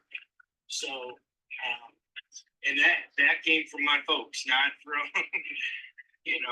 Yep. And it went through you to your kids. That's wonderful. Wonderful. Jimmy, I really think, what's that? it looks like Chris he put a question on the chat, but I'm just going to ask you, Chris, you can ask the question you had. Okay, let me unmute there. All right. Yeah, Jimmy, I was just wondering, you do the stand-up comedy and you've done that for a while, and I'm sure you have to be pretty fast on your feet or quick thinking with improv doing stand-up. How have you used that as Santa? That is a great question. I will tell you, and Shawn and I talked a little bit about this. Also I've mentioned it to a few people, is if I feel part of doing stand-up is dealing with heckles, right? And I have learned over the years to gently diffuse situations. So if I'm doing a home visit and the parents are drinking and the kids are running around, the kids run down to play pool or something in the basement, and the dads want to get in and start getting inappropriate, it's real easy for me to just shoot it down and redirect and move on. I had and I'll tell you what I mean by that. Give you an actual example. I did this home visit, and like I said, the kids went downstairs to play pool, and all the mothers, there was a group of women who had been friends since middle school, and then all their drunk husbands over in the kitchen. And so the woman who owned the house, she said, "Girls, gather around Santa. I want to get a nice photo. We've been friends for years." And as soon as the ladies gathered around me, the owner of the house, who had way too much to drink, just started making comments about how much Santa was probably enjoying this too much, being surrounded by all these beautiful women. And I quickly shut that down and redirected it and said, basically, because the kids weren't around, I said, I would love to sit here and talk about my education and what it takes to be Santa and how long I've done it, the history of my story. But I'm not going to entertain comments about, inappropriate comments about your wives. That's not what I'm here. That's not what what you're paying me for. And what if the kids were to come up if you were saying these things? And it went well. And then what I do is then I choose not to go back to them. They called me the following year Like there was no problem. They didn't have a problem with me. I had a problem with them. So I hope think that answers your question. it's the difference between a professional and not, is my opinion on that one. Right? So do you tell jokes to the children? Do you kind of find that coming out of the comedian role? Do you have like Santa jokes? Not as much. No. Not as much. But you know, a lot of times we can you know, I'll say silly things. I don't necessarily tell certain joke, like I won't have a written joke, children's jokes to tell. But I do comment on my weight a lot with the kid. You know, just stuff like that. Okay, how do you engage with the Claus community? Do you do any, are you gonna, do you have any plans for the future to do more? Are you gonna try to go to some schools, do you think? Or Love to. Like I said, if I can backtrack a little bit, I didn't even know this group existed until a couple of years ago. I was out at the Renaissance Festival, getting ready to go in, and I saw Roger and Erica putting on the most amazing costumes I'd ever seen in my entire life. It was like a ringing master and circus tent, you know, princess, you know, Santa and Mrs. Claus, and it was phenomenal. And I just wanted to say hello. And they asked me if I was a member of Maddie's. Oh. And I had no idea what it was. And they told me what to do. I went home, and I believe my kids were home to help me log in and figure out the registration out. And it's been life changing. But then just before, once I started really getting into it and really wanted to be a professional Santa, my wife was diagnosed with cancer. Oh. I'm sorry. And so unfortunately, I missed the first year I was going to go to the school because finances were a little tight. And I was taking care of her, and then she was doing great for a couple of years. I thought, okay, saved up, we'll go again. And then the cancer had moved. And so even though they took care of her pancreas 4 years ago, 2 years ago, they found stuff in her liver. And that was right around the time of the school. And so it's just life. It's just life that's It's kind of just life. knocking me down every time I want to go to the next level. I believe that you would probably be, you would be on the top of the list for a scholarship though, somewhere, you know, even Charles Howard maybe or something, that would be in Midland. So. Yes. It would be great. Funny story about that. I was driving home from Michael Howe's birthday party with my daughter, and we were going through Midland, and I tried to find the Santa school, and I ended up at some log cabin that was fully decked out that had nothing to do with Charles Howard. And it took me the address. I tried to Google it, and it took me to somebody's house. We did the same when I went with my cousin, and we ended up, I think, at his house rather than the Santa house. It was Tom and Holly's house out in the country. Okay. So you're not the only one. I didn't understand that, but we find it's right in Midland, right in town is where that Santa house is at. Yes, we found it, and then we did end up getting our pictures taken, and or we did a little photo shoot there. But I have never actually been to the school. I would love it. I'm always trying to stay true, but also reinvent myself. Mm-hmm. And it's just been such a blessing. And I've been so blessed to be a part of so many different things over the years. And I didn't realize that any of it would, like Lee was saying, that any of it would end me up here as a professional Santa Claus. I mean, I've been involved in the roller derby. I've done haunts. I've done live professional theater. I got recently was asked to be in a friend was doing a movie, and he said I have the perfect part for you. And I was like, oh, so I get to play Santa Claus? Is that what you need? He said, no, we need a homeless guy to lay on the bench in the park. Around. Oh, man. So it's just, but then you can take, you can take that and turn them into bits and turn them into fun Santa stories. Yep.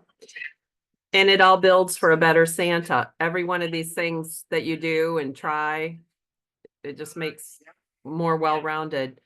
So tell me, let's see, what was this? How do you use your roles to give back to the community? Do you do any, you do the schools, or you don't do the schools now? Or the Santa Claus for our school. Okay. I've been, I do, I'm the Santa Claus for the Children's Cancer Society. I've been able to do that. A lot of my opportunities, to be honest, have come, unfortunately, because of COVID. A lot of the opportunities I've gotten is either a Santa's gotten sick or Santa's passed. And unfortunately, we know that that's happening to a lot of our friends or a lot of brothers and sisters in red. But I got the Cancer Society because their Santa had passed, and my wife's cousin was best friends with the woman in charge. And so she said, well, I know a Santa, and they called me, and so I've done that for a few years. I do, some church events. And one of the things that is interesting is where I went out of my comfort zone is with the home visits. A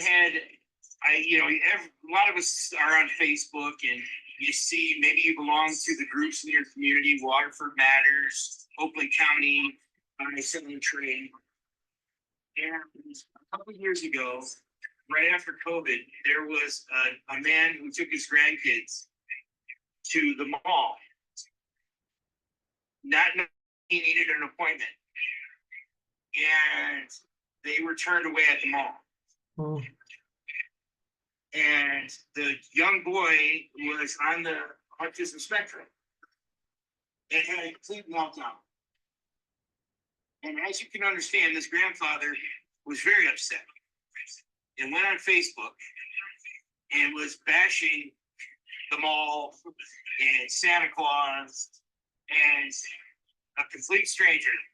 I reached out and I said, please send me your address and I'll be right over. Aw. And I stopped at the dollar store and I picked up some gifts and I went right over. And kind of a callback to my dad is after the visit, the kids were happy and they were running around and we read and we danced. As we were leaving, the grandfather followed me out, tears rolling down his face. He said, how much do I owe you? And I said, I don't know, a hug. I said a hug would be nice. And he gave me a hug and I went on my way. And, things must have worked out because unfortunately I've never seen him again. But that day, well, that special. was probably the night that Santa Claus came to their house for real. And probably what that grandpa thought and the whole family. Maybe, yeah. That's awesome. That's awesome. So what are your favorite performances or things you do during the season? What is your favorite? What are my favorite things to do? Do you do parades? Do you do parades or any of that kind of stuff? I do tree lightings. Tree lightings, okay. Yeah, I haven't done a parade yet, but I do the tree lighting for the city of New Hudson and also for Sterling Heights. Oh. Okay. And again, I got those. The Sterling Heights gig I got from a friend at church. Their Santa got COVID and couldn't do it. And they called me in Then he progressively, as he aged, he progressively got worse. So I have now their Santa, and so I enjoy that. And then I work this. I wish we had better sound because I don't want this to get taken on a context. I work for a place. I do comedy and affiliated with a place called the Wholehearted Winery in New Hudson, and all of their proceeds from their wine goes back into their charity, and the charity is the Wine Gives.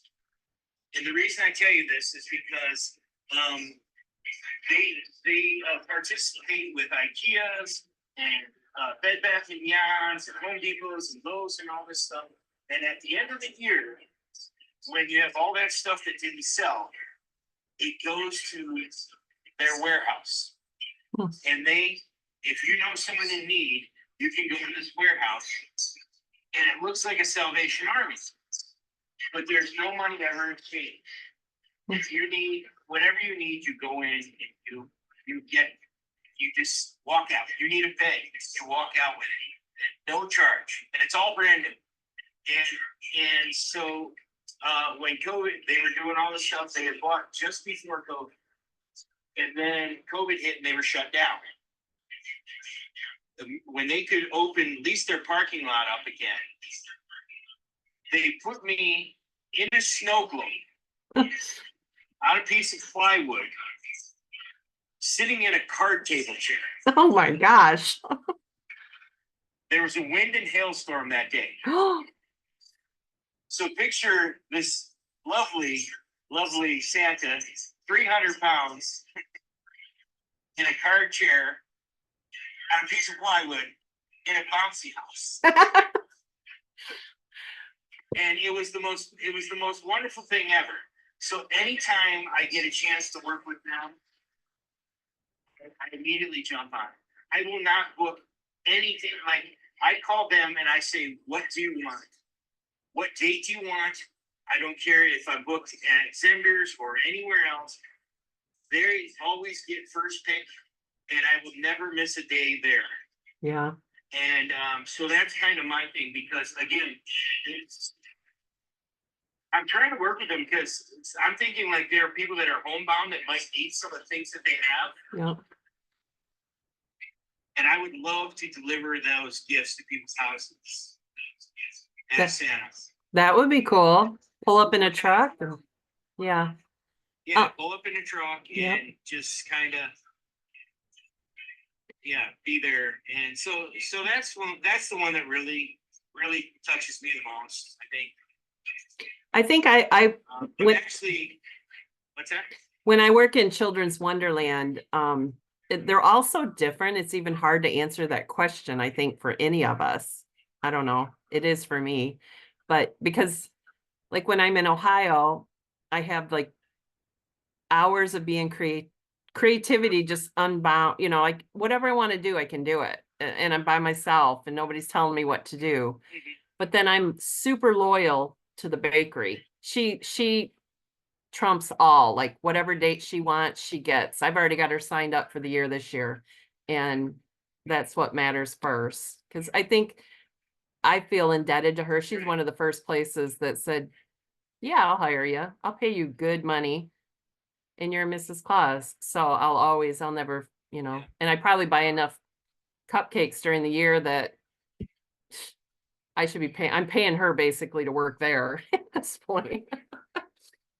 So let's get another question here. Okay. Do you have any special holiday traditions or rituals that you follow, or any, if you're even home for Christmas? I know it's hard. I mean, you're home for Christmas, but the seasons get crazy for me and a lot of us. But is there something you really look forward to? I just, now that my kids are older, I just look forward to any time I get with them. We've always, it's hard because my side of the family is getting smaller and smaller. Mm-hmm. And so I really, most people probably wouldn't say this, but I enjoy spending Christmas Eve at my in-laws. Oh. That is, I've been doing it for 27 years. It was kind of the thing we always had. It worked out. Another reason I always use the word blessed, because like I said, my life's not perfect. I'm not perfect, but I know that my God is good. Mhm. And my wife and I have never had a problem separating the holidays. Christmas Eve has always been at her house, and Christmas Day was always at my house. Mhm. Problem is my folks are both deceased. One of my brothers is deceased. Some broken hearts when we lost my parents. And, you know, family kind of separated and crumbled. So I really look forward to going out and getting out for my mother. That's so nice. That is my holiday tradition. That's so nice. Every St. Patrick's Day we celebrate my folks because my dad was born around 21st of March. My mom actually passed on the 21st of March. And so, yeah, my dad was always, he was an Irishman through and through. And so we do that for St. Patrick's Day. That's cool. So what are you looking forward to most from the conclave going to the classes in August? You know, like I said, I just like to absorb and meet new people and find out what's going on. You know, and just the like I said, the connections that we make. And just, I haven't looked at the schedule yet. I don't know if Randy's got it out yet about the scheduled classes. Mm-hmm. I'm sure they're going to be awesome. And just want to talk to more people who may have dropped out of the Zoom call because of the volume situation, and just seeing people, you know. Yeah. You know, that's it. I'm really hoping, to be honest with you, it's a catch-22 this year because my first grandchild is due that week. Oh. So as I was telling Chris and Kim today, I'm going to drive up every day and not book a hotel in case the baby's born and I can't make it. That's cool. That's awesome. How exciting. Yeah, we're very excited. Very exciting. Okay, tell me, I don't know if we have the new Santa I don't know if anyone's new on here. But anyways, they might watch this later. What advice would you give to someone that's starting out? I know we have Sue here, this is her first year as a Mrs. Claus. Any advice? To be honest, is a lot of it, if she was watching what Lee said, it's very similar. Just stay true to yourself. Go in with an open heart and just have fun. Have fun, because if you allow certain things to get you down, like, you know, somebody saying, you know, oh, I don't believe in you, or my mom said, you know, you're not real. I always tell the kids, well, I believe in you. Yeah. And just leave it back kind of that simple. It's just, don't overthink it. You just be genuine and true and loving, and the kids will feel that. Like Lee said earlier, the kids will pick up if you're trying to act. If you're trying to act and, you know, be something that you're not, people will feel that. Right. So what is your backstory? I'm all over the board with these questions, but it's just like a regular conversation. So what do you, yeah, the sound thing, everything, but whatever. So what is your I know my backstory is pretty simple. It's Santa Claus is Coming to Town, the cartoon from the 70s. I go totally by that. It just makes it easier. I would have to say this is not this. American 34th Street. Okay. You know, I do joke about that. I want people to know that I don't base my life on the first Santa, the first few minutes that's behind the sleigh. That's not me. I'm more the, you know, I'm more the fill-in. I mean, this is who I am 24/7. Mhm. And it you know, we can agree to disagree on whether or not, you know, when the season's over, should I clean up, get a haircut, shave my beard? But I think people like to see all of us out in the community all the time, because you know the whole thing is, you know, that we're always watching or whatever. Well, that's, I don't know, if a child's having a bad day and he sees Santa in the store, Mhm. that immediately stops it. They put a smile on their face, and it's either because they're excited or they're afraid they're going to get in trouble in front of Santa. But it works. And it's just, I don't know. I found people. I went to the point of getting a. Can I share a funny story? Can you hear me? Sure. I have to tell a quick story. Yeah. Yeah. Okay. So when my son got married, he asked me. He said, "Dad, are you going to get a haircut and shave for the wedding? Are you going to get cleaned up?" And I said, "Why would I do that? I mean, nobody's going to be focusing on me. You know, I'm going to be in a kilt, and don't worry, I'll look nice. But no, I'm not going to get a haircut and shave." And he said, "You know, why?" And I said, "Because your dad is Christmas Kringle." That's what I said. I just was being silly. And I said, "I'm Christmas Kringle. When are you going to accept that?" He said, "Dad, you're not Christmas Kringle. You're James Dunsmore." So what I did was I pulled a very slick Miracle on 34th Street move on. It was around my birthday. And so I had to go to Secretary of State, which is a recognized branch of the United States government. And I got them to issue me a license plate that says K. Claus for Kilta Claus. Wow. And I came home and I showed my son the paperwork because the license plate wasn't, obviously takes a couple weeks. And I said, "Noah, I need to talk to you." I said, "You say that I am not truly Santa Claus." I said, "Well, I have a piece of paper here issued by a branch of the United States government that recognizes me as the one and only Kilt Claus. So, no, I will not be getting a haircut and a shave." That's funny. And, but with that, it's funny because you do have to be more spot on. Mhm. You know, if I'm at the grocery store, people might see me and they'll say, "Oh, that's your car out there, isn't it?" And or I've come out and people will be taking pictures with the back end of my car. It's not even red. I drive a blue Subaru because my wife said getting a red, the license plate and the bumper stickers were fine and looking like this. But no, she drew the line at a red vehicle. Well, I will tell you that, like, even though I'm not in costume, when I go into places now, they know that I do Mrs. Claus. When I go get my nails, the whole place, they talk to me as Mrs. Claus. So I have to behave myself too, even though, because for business, like today I was handing out cards at the nail place because they're talking about their grandchildren. So I thought it was the perfect place for the future parties or whatever. So, Exactly.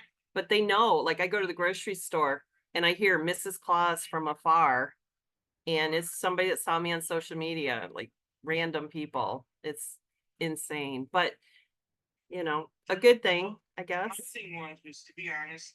What's that? It's a good thing. Yeah. When I was younger, to be honest with you, I wasn't very popular. I had low self-esteem. You know, I felt lost. I felt like, you know, nobody cared. You know, my parents, I knew my parents cared. But, Right. you know, I wasn't the popular kid.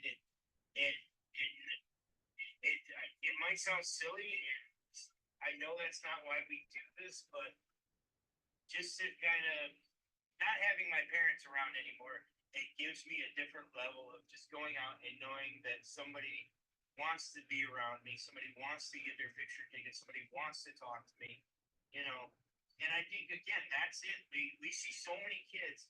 We see so many kids playing Santa and Mrs. Claus that feel lost or broken. And I think when I say you need to be vulnerable and you need to not be afraid to open up, you know, I know that there's a level of what Santa is and his backstory and everything, but at that moment, I gotta let that kid know that you know, I've had not, you know, I'm not gonna go into deep issues, but like we were talking, if you ask a child, you know, oh, how's school going? And they say, well, school's not going very well. Or, you know, I got in trouble at home. Then I'll make up some silly story that has to do with Santa. I'll say, well, you know what? Santa made a mistake yesterday. I came in from the reindeer barn and I forgot to take my boots off. Boy, Mrs. Claus was not too happy with me. You know, and it's just something like that to let them know that if they do something, if they come home from school and they throw their backpack on the floor, it's not the end of the world. Because guess what? On the 26th, Mrs. Claus woke up and there was Santa's jacket laying over the dining room table. I didn't put it away like I was supposed to. So it's gonna be okay. You know, and I think those are the things that, you know, you just kind of, I don't know, just being recognized feels good. Well, I know at the end of the season, I remember thinking last year, I couldn't even count how many hugs I had for the season and how lucky I was. Like thousands of kids, it felt like. And, you know, my kids are grown, so I don't have the little ones anymore. My mom is gone. But that just fills you right up by the end of the season. I think that's also why we deal with a little depression after our seasons doing all these cool things too. That probably leads to that. So I'm gonna go ahead. Go ahead. Oh no, and I was just gonna say that was kind of the thing too that I wanted to touch back on. It. Same thing with the memory care stuff. You know, it's like it's so important. I think that is so important that you're never too young, you're never too old, and even the kids in between. You know, what's interesting, a lot of times what I'll do is if a kid doesn't want to get their picture taken, but you know, teenagers, and the mom and dad are like, come on, we just want a Christmas card. This happened to me several times up at Zenders, you know, the older kids, they didn't want anything to do with Santa. And I said, well, if you won't tell me what you want for Christmas, may I tell you what I'd like for Christmas? And so then they play along. Sure. I'd say, what I'd love is I'd like for you to stand here, so that your mom can get a beautiful smile, so I can see your mother's beautiful smile. And boom, next thing you know, I got, you know, teenagers in hoodies, taking their hoodies down, getting their family Christmas picture, and then going on to the splash park or whatever they were doing. Yeah, that's so awesome when you look at the mom or the grandma and they're crying because you've got a picture of the teenagers. That's like the ultimate goal half the time, I think. I do personally talk to them about Christmas spirit. I'll take the kids aside a little bit, the teenagers, and talk to them about the Christmas spirit. So they're not feeling like I'm talking about to them like they're small children. And I usually say, keep your Christmas spirit. I hope that you do. I know that you have it. But you don't want to lose it because someday you'll need it for your own families. And I go in this whole thing. And then by that time, they're like, hey, you're kind of cool, you know? And then they walk over and take a picture and everybody's happy. So it usually works. I usually pick them out as they're walking up to me. I can see, okay, these are going to be the Christmas spirit kids. I can see it coming as they're coming at me. But okay, we're going to start closing this out. I'm going to ask you a question here. I would like to know, what is the best or your favorite gift you've ever received from Santa when you were a child? Something that comes to your mind.